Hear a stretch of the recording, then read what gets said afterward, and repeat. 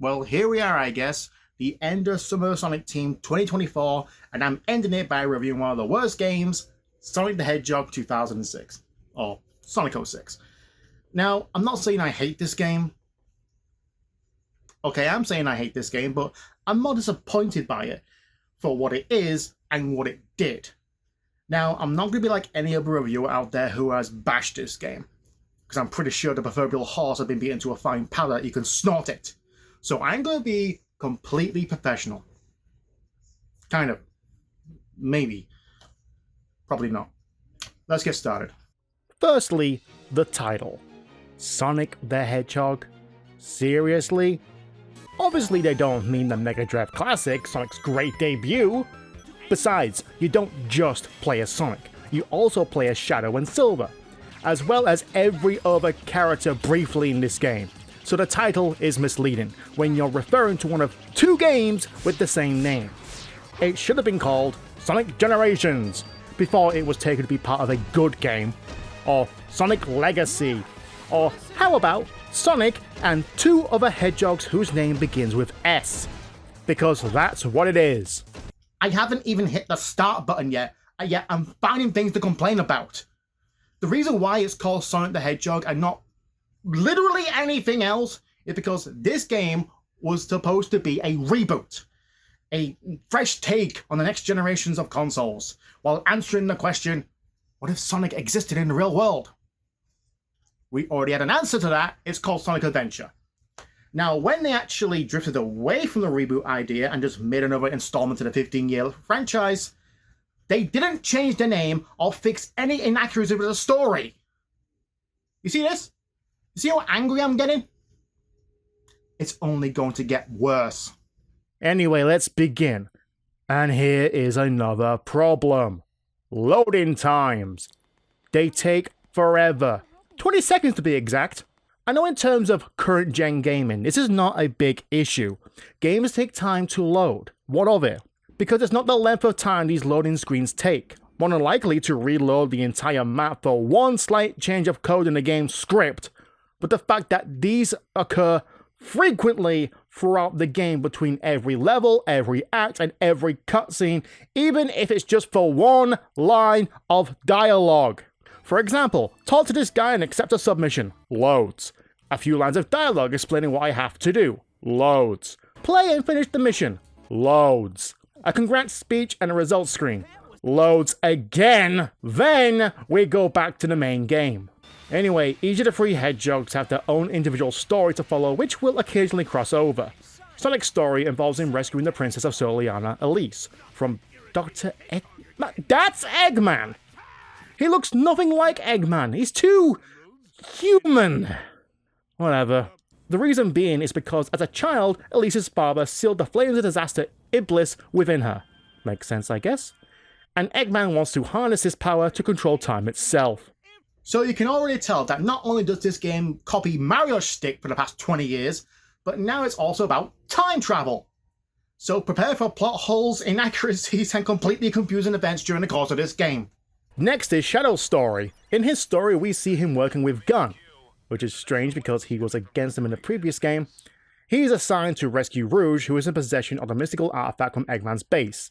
Later, when the artifact breaks, it releases a black smoke from Lost, called Mephiles the Dark, and takes the form of Shadow from his, Shadow.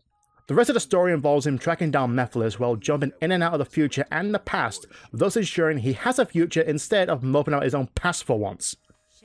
And finally, Silver's story, which involves him traveling back in time at least 200 years to destroy something called the Iblis Trigger, to ensure that his future does become a wasteland. This is what I don't get. Silver gets given an opportunity to travel back in time to change history. Someone said something once that he might want to know. There are fixed points through time where things must always stay the way they are. This is not one of them. This is an opportunity, a temporal tipping point. Whatever happens today will change future events, create its own timeline, its own reality. The future pivots around you, here, now. Exactly! If the world ended 200 years ago, then that is a fixed point in time and cannot be altered. But if it's a point in flux, then that point in time can be altered, thus create a parallel universe on the decisions made. But it does create a paradox with Silver existing in the past to create the parallel universe in the first place, so maybe time and space will actually course correct and create a new timeline of events for Silver existing 2 years in the future later on.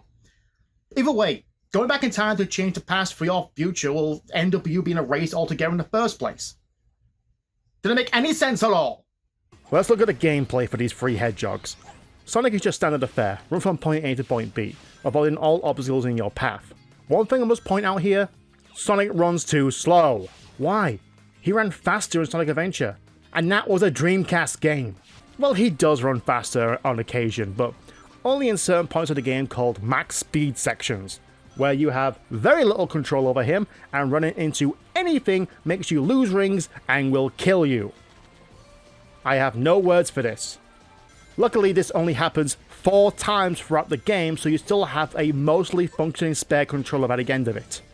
In 2 stages, you have to carry Princess Elise, and together you can create a shield, don't ask, to cross quicksand and blast through badniks. Kind of. Also, if you're thinking that Wave Ocean is a bit too similar to Emerald Coast from Sonic Adventure, don't worry. It's not the only inspiration it stole from that game. White Acropolis has a snowboarding section and is completely freaking broken. You can go up the mountain, ignoring any and all physics of the game. And people say Sonic 4 has a problem. Next up is Shadow. Same goal as Sonic, except you can use vehicles. Like his previous game, they're not necessary, but sometimes you have no choice, like with the gun pattern flyer in Wave Ocean, the water skimmer in Kingdom Valley, and the motorbike in order to earn a license to proceed in the story. Whose idea was that? Just be glad he doesn't use guns. And good thing too, I don't think I could tolerate another broken targeting system. Shadow does bring with him his own set of attacks, such as Chaos Spear and Boost, both of which are mostly useless. Chaos Spear can just stun enemies, while Chaos Boost doubles your attack. And what happened to Chaos Control and Chaos Blast? They would have been great for this game, you know, stopping time or exploding a bunch of robots in Iblis spawn. Finally, Silver. This guy is the 3rd wheel. He's slow, he can't spin jump, and his only defense is his psychokinesis. To be fair, his psychokinesis is pretty good. Using it to stop the enemy bullets in midair only to send them back at them never loses its charm. With that, Silver can also hover for as long as the energy meter allows him. That's a new feature this game added. All 3 hedgehogs have this energy meter. Like I said before, Silver uses it for his psychokinesis consecutively throughout his story, plus it recharges quickly when not in use. Sonic only uses this twice in his story, and they're both for a Scott and Elise. Shadow's is different. You have to charge it yourself by defeating enemies or finding a certain item box. Once it's full, you can use Chaos Boost. I can only recall one time in Shadow's story where it was necessary, thus making this energy meter entirely pointless. What's funny about the energy meter is that it's kind of sort of completely freaking broken. The first mission of the game is that you get some custom shoes. A mission that actually lasts less than the actual time it took to load it. And with that, you can get 7 different colored gems, each with the ability to utilize in gameplay. You might be thinking that the energy meter doesn't allow these gems to work, or that they use the entire meter in one go and you have to charge it again for every use. Nope, using these gems costs nothing. The energy meter is permanently full. You can cheat entire levels with the gem throw or minimizer if you wanted to. And the worst thing about these gems is that they're entirely optional. You don't need to use any of them at any point during the game. And we've only scratched the surface of this game.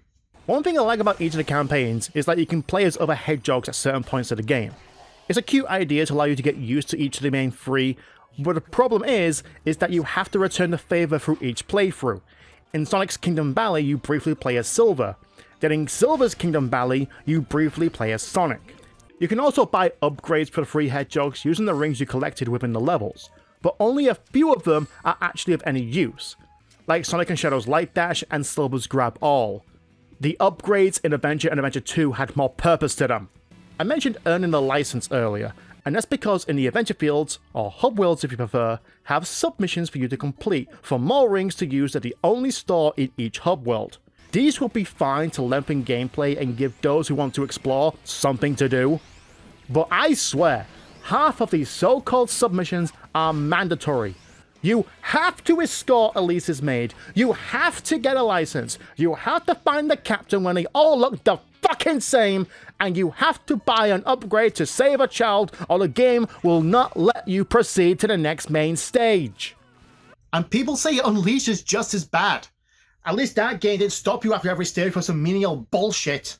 And these hub worlds are huge, which would be impressive if they had anything to do in them. Oh, quite the opposite, sir, Sega protests.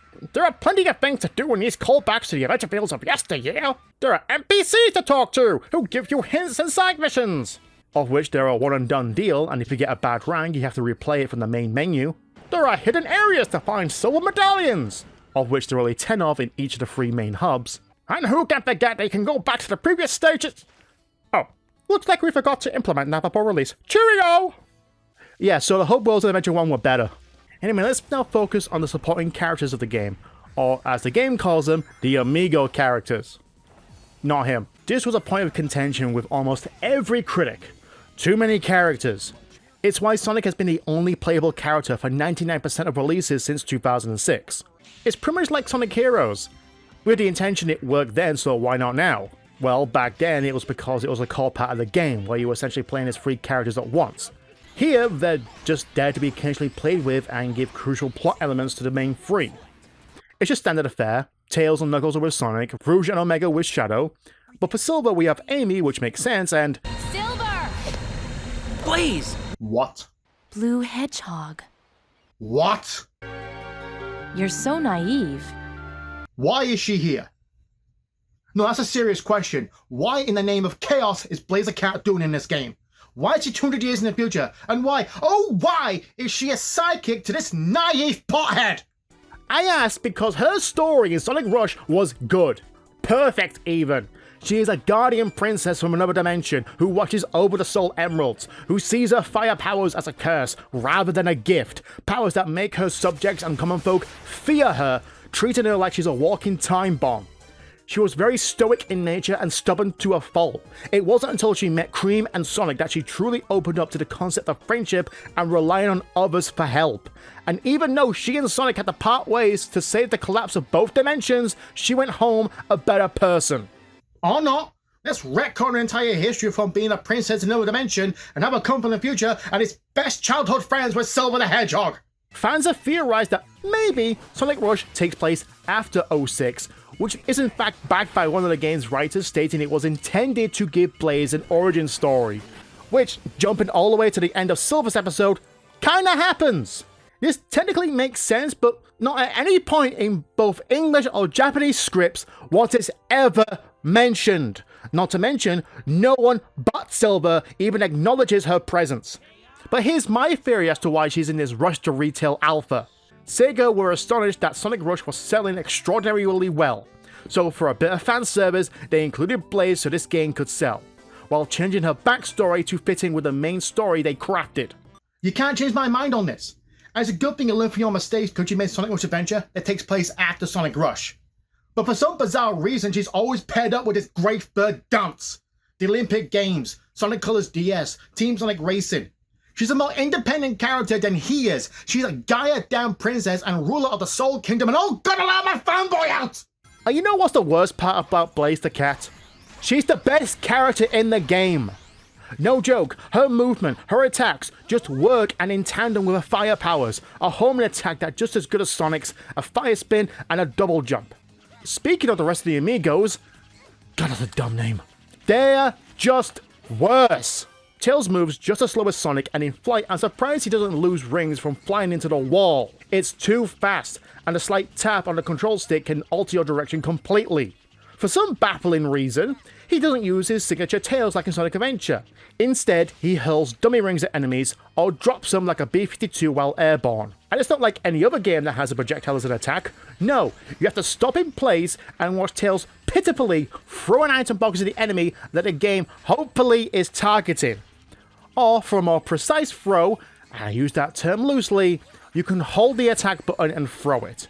Yes, Sonic Heroes did it when Tails was solo, but at least then, the rings didn't sit around taking up screen time and plummeting the frame rate and look exactly like the real rings that scatter when you get hit in the face by a missile by the Egg Mechanic trying to destroy. Rouge, on the other hand, had the foresight to use her personally branded bat bombs, so you know what's useful and what's about to hurt.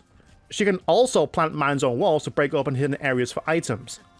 Too bad trying to jump off the walls is a trial of tedium. You'll have seen this before, but trying to detach from any surface is a gamble. More often than not, Rouge and Knuckles will try to jump but get reattached as soon as you let go of the button. You have to move around and hope to Gaia that you're not on one of the many loose polygons that make up the walls. Knuckles' speed is just as slow, and his punches lack the oomph the adventure games had. Repeat the same issues with Rouge, and that's the rest of Knuckles. Omega is not Gamma. He's not even a Cyclone or any of Shadow's weapons. He's a slow, hulking mass of metal with pitiful range attacks. It feels like you're throwing spitballs that somehow make the robots fall apart from laughter. He can also hover that loses altitude quickly. But this is how, again, you can cheat the game. Rapidly press the button to reset the hover and you can fly in place. At points, it feels like this trick is required to finish. And finally, there's Amy Rose, who's just as pathetic as Silver is. She's slow, cannot spin jump, her hammer attacks have no weight behind them, and she can also turn invisible. I'm sorry, but when in the name of chaos was this established? You know what, it kind of makes sense because Amy has the ability to appear and surprise Sonic on numerous occasions. And unlike Sonic Heroes, you have to play as these characters when the game tells you to. Also, Tails, Rouge, and Blaze are the only amigos who have an entire stage to play through. Knuckles, Omega, and Amy are only playable at certain points during the main 3 Hedgehog stages. Let's dive deeper into the overall arc of this game. Yes, Sonic, Shadow, and Silver have their own means and goals, but like with every other Sonic game since Adventure, they all tie together at the end. The problem with trying to explain a story with time travel at its core is where in time is the best place to start. So let's start with the earliest point of the game, which takes place 10 years in the past. The Duke of Soliana is heading a big experiment to revive the deity Solaris. As expected, things go the way of the dodo, and what was Solaris splits in two, Mephiles and Iblis. Mephiles gets sealed inside the Scepter of Darkness, while Iblis gets sealed within the princess as a child. As we get shown near the end of both Shadow and Silver stories, Silver leaves behind a Chaos Emerald as a good luck charm for release. And this is one of the major inconsistencies about the story. They could have just said that she was given this as a gift maybe a month ago as a good luck charm in time for the Fire Festival. But no, she has had this gem for 10 years. And I know what you're thinking. Yes, we did in fact use the Chaos Emeralds, all 7 of them, for several major world-ending disasters. You could make the argument that this is on Earth and not Mobius, which still would be anachronistic because we used them on no less than 3 occasions! Moving on, we later saw that Mephiles was released and took the form of Shadow, who then sent both Shadow and Rouge to the future. Here, he finds Silver and Blaze and convinces Silver that Sonic the Hedgehog is the so-called Iblis Trigger, the one who set Iblis free and destroyed the world. Now, despite being the main villain, and the one who set in motion the event so he could reunite with Iblis, more specifically his Iblis in the present and not the future Iblis, after sending Silver and Blaze back in time to kill Sonic and thus release Iblis, he does nothing else than mess with Shadow. Yes, he mocks Shadow for how the whole world turned against him for being the next most powerful thing on the planet next to Iblis, where he promptly gets his ass kicked by both Shadow and Omega, who was in standby mode for 200 years to deliver a Chaos Emerald, but then later gets shot by Omega at Wave Ocean, and then settles at a temple at Dusty Desert to get his ass handed to him again. Don't get me wrong, Shadow's story out of the entire arc of the game is the best part. No joke, I actually enjoy the Shadow story of Sonic 06.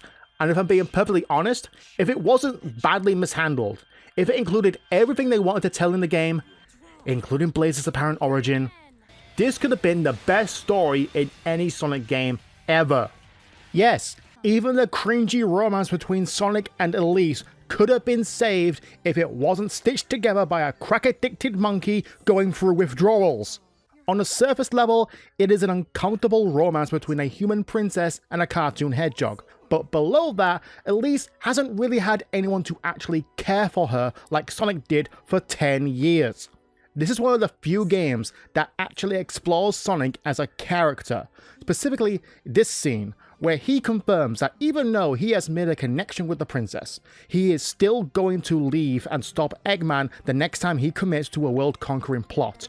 It showcases how free-spirited Sonic is and how inspiring he can be to those who are seeking help.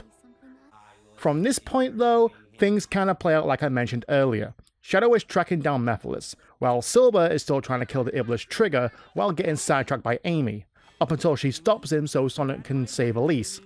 Again, and like Shadow, Sonic, Tails and Knuckles are sent to the future by Eggman in his prototype time machine. Just go with it, it's less of a headache. Luckily, they get sent to the same time as Shadow, and with the help of 2 Chaos Emeralds, they open up a portal to the past, and how did they know, and how does that work? No, I'm not letting this go. How did they know that using Chaos Control in the same space at the same time will cause a tear in the fabric of time? Also, how did they know where the portal is going to go? It could go further past, further forward in the future, or back to 1991. Okay, you could make the argument that they maybe thought about going to the past, but it doesn't explain this scene. We both induce chaos control, thus open a time portal. Let's hope we don't meet the dinosaurs. Whee! Wrapping up all stories, Shadow defends his future as he bests Mephiles. Sonic saves the princess from being killed in the egg carrier free, and Silver, well, he realizes that he was tricked and sets about saving his own future his way, by using the Chaos Emerald to trap Iblis inside him as a vessel like the Duke did with the princess. It doesn't work, so Blaze steps in and seals Iblis in her and gets sent to another dimension. God, I hate this game! Okay, I'm almost done. Let's push through this. I just realized I failed to mention any of the bosses in the game. And I know why. They all suck. Silver, Sonic, Shadow are annoying rival battles where Silver can very easily softlock your game. But other bosses, Cerberus, Genesis, Wyvern, Iblis Phase 1, 2, and 3, and the 2 battles against Mephiles, not one boss fight stands out for any good reason. No, not even Mephiles' theme can save his ass. The Egg Wyvern is just a retread of the Egg Viper from Sonic Adventure, except it decided that grabbing onto the shiny stick from the Cerberus battle was a good idea, so why not do it again as a callback? We finally get to the last story and Sonic fucking dies. His death by the hands of Mephiles triggers Iblis' release from Elise as she cries from despair. Oh, did I forget to mention that she wasn't allowed to cry ever since her father died? Yeah, tough childhood. Also, why wasn't this Mephiles' plan A rather than his plan B? Get rid of Sonic's friends, wait for the princess to get close to Sonic, and then shoot him in the back of the head. I guess I'm not smart enough to understand the machinations of his scheme that was easily foiled by the power of friendship. The remerging of both entities revives Solaris and causes the end of time. At the Eye of the Storm, the main cast come together via the powers of space-time, minus Blaze because fuck me I guess, as they all weep for Sonic. As a final act, everyone tracks down the Chaos Emeralds that have been scattered across various stages as Solaris' eyes shoot boxes at you. Oh no, please don't do that, that's my one weakness. Using them and a kiss from Elise, revives Sonic in his super state. The final boss is a trio of Super Hedgehogs fighting Solaris at 3 different points in time because it is a dimensional entity. Defeating it at the same time in these 3 points of time should destroy Solaris and restore all of space-time to what it once was. What it actually does is send Sonic and Elise to the origin of Solaris, its flame. With some tearful words, Elise finally makes a sacrifice to forget Sonic and the timeline is reset back to the start of the Festival of Fire. In other words, the entire game erased itself! Sonic is only there because he and Elise have a faint familiarity of the events that transpired, but cannot fully remember. And that was, unfortunately, Sonic the Hedgehog 2006. What a fucking joke. You know what? It would be funny if it wasn't such a fucking travesty. This game single-handedly shattered the foundation of one's loyal fanbase. Every reviewer and critic afterwards mocked the franchise for years on end. At the time, they praised Sonic and the Secret Rings for Sonic being the only playable character and not having a ton of story. Secret Rings, people! One of the most awkward games to play next to Free Riders.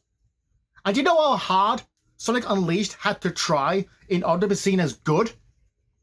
It took 2 console generations for it to run correctly. That game pushed its own consoles to the limit.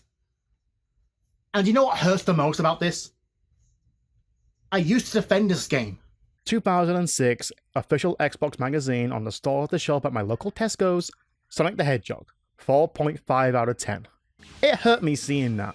4.5 out of 10? No, surely you're kidding, right? It's Sonic. Sonic has always been good. When I played it a year later, I still thought it was good, if a little clunky at times. But replaying the stages and exploring the mostly empty hub worlds, I started seeing the cracks. This isn't a game made with care. This was a game where there was nothing more than a skeleton crew trying their best to get it to work, but had to send off an earlier stable build to please Sega's harsh deadline of releasing it for Sonic's 15th anniversary. An anniversary where we got 4 games, and 2 of which that were supposed to celebrate Sonic failed at every opportunity. Even after 18 years, we are still using this game as a bar of Sonic quality, and I am sick of it. Frontiers is a goddamn miracle to even exist, and took a gamble on a new style of Sonic, and you know what? It paid off. Now, for the love of chaos and all that is sacred, can we stop talking about Sonic 06? Just let it die. If you want to talk about a bad Sonic game, talk about Sonic Free Riders.